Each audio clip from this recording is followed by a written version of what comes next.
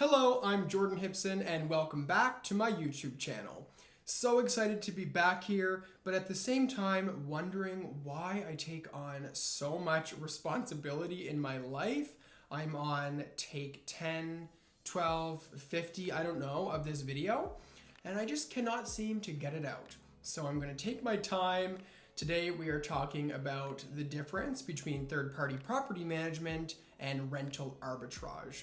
Rental arbitrage is something that you will hear about a lot here on YouTube, especially in the short-term rental community, and I want to bring you some clarity and let you know the difference between these two models. And without further ado, let's jump right into the video.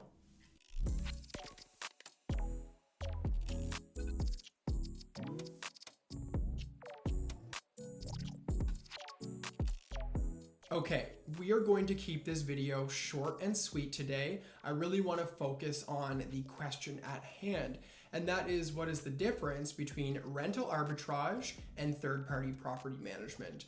Now, I want to preface by saying, when I'm talking, remember, we are coming at this from the point of the individual who is endeavoring to become a host. If you are considering rental arbitrage, or if you're considering buying a property for short-term rental, or if you're considering starting a third-party property management company, this video is for you. I'd like to start by defining rental arbitrage and third-party property management.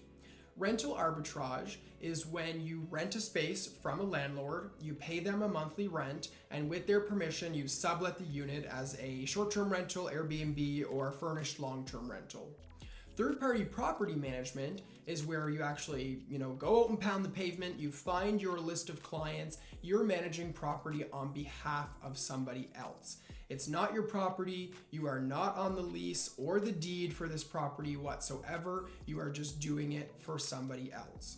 And so I want to answer 4 imperative questions to really help define the difference between these two models, and then I'll share a little bit of my own experience with each of these models.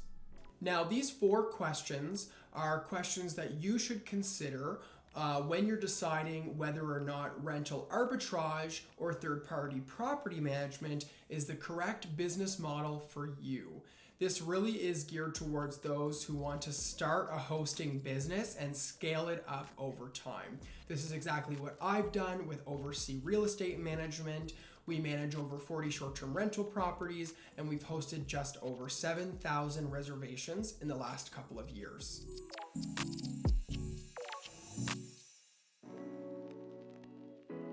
Question number 1 is, who pays rent? Let's start with the rental arbitrage model, because I pretty much addressed this in my definition. In the rental arbitrage model, you pay the rent. And as you can imagine, as your business scales up, the risk grows as well. In the third-party property management model, the biggest risk is held by the property owner. They have to pay their bills whether or not there is revenue coming in. So as the property manager or as the host, there is less risk involved if you are a third-party property manager.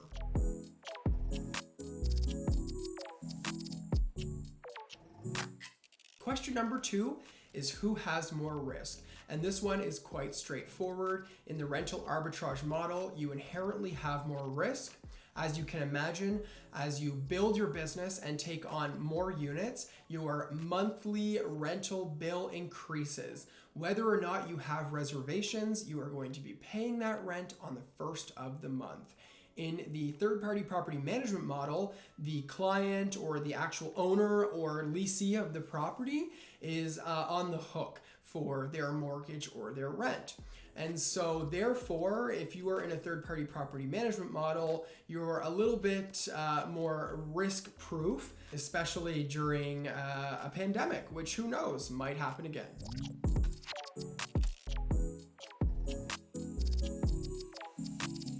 Question number 3 is, who makes more money?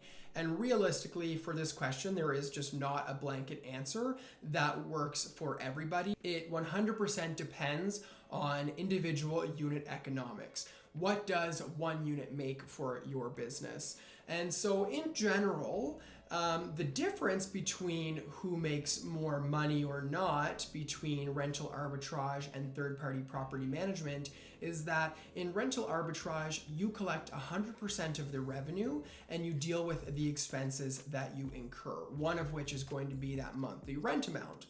In the third-party property management model, you take a commission split on gross revenue.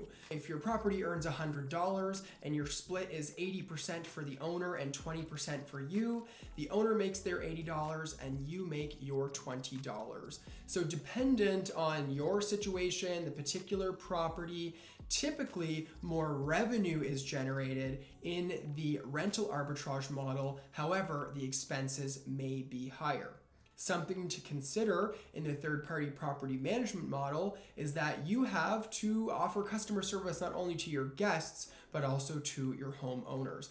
So in my business overseas, we have a dedicated individual who is our homeowner team. So of course, this can produce an additional expense, whether it's the time you invest in managing and keeping your homeowners happy or by outsourcing. You have to look at what works best for you in your business, what resources you have available in your market to determine which model is going to be more profitable for you.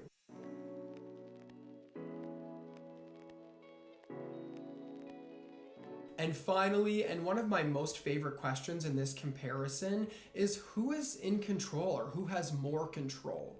Now, looking at rental arbitrage, you could say that you as the host have the most control out of anybody because you truly are controlling your guest experience. You are furnishing the property and therefore you're choosing the level of finish, you're choosing the quality of the products you decide to integrate into your property. In the third-party property management model, the homeowner is in more control of the guest experience because they are often the one who is furnishing the property and choosing that level of finish. Now, in both models, you should have control as the host over the guest experience when it comes to customer service, timeliness of response, cleanliness, etc. At the end of the day, it really comes down to the product that you're putting out there in the world and who has more control over that. Now, even in a third-party property management model, it's important to have those relationships with your clients where you can say, hey, the guests just do not like the quality of this particular aspect of the property. We need to improve upon that because at the end of the day, that has a huge bearing on your success as a host as well as your reviews. In my business, I've chosen to primarily focus on third-party property management, and that simply comes down to the amount of risk that I am willing to take on. We do have 2 units out of our 40+ unit portfolio that use the rental arbitrage model, and they have been successful for us and they have been profitable.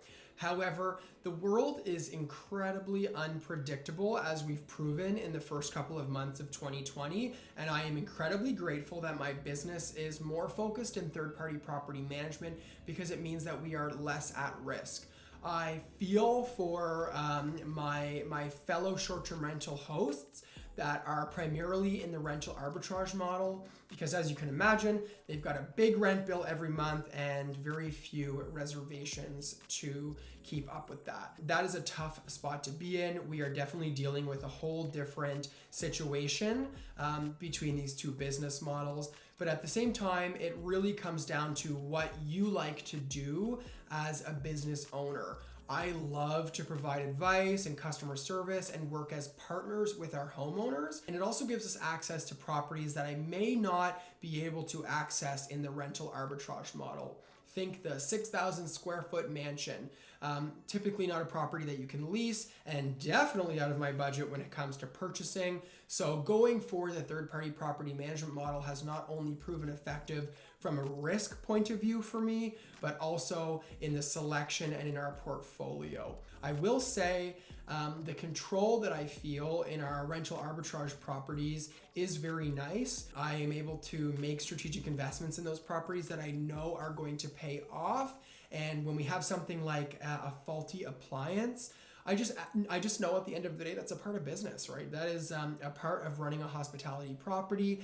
And so I definitely don't give my staff a hard time when those things pop up. We just take care of it. In that model, you definitely have to have tough conversations with your clients. So if you are not customer service focused, I might scare you away from the short-term rental industry as a whole, but definitely put your energy into your guests via the rental arbitrage model. I want to know what model works best for you. What are some of the nuances of both the rental arbitrage model and the third-party property management model that you have experienced in the industry? And how are you dealing with this pandemic from the point of view of whatever model your business is working in? I want to know, please. That's the whole point of this, is to start conversations in the industry, to share my knowledge and to learn from you guys. So please go down to those comments and share your thoughts. I've gone way longer than I expected to in this video. My goal was to keep it to 5 minutes, but clearly I do not know how to not rant. So if you've made it this far, thanks so much for watching. Definitely like the video, subscribe, and like I said, jump in those comments and tell me a little bit more about your experience in the short-term rental world. Thanks for watching. We'll see you on the next one.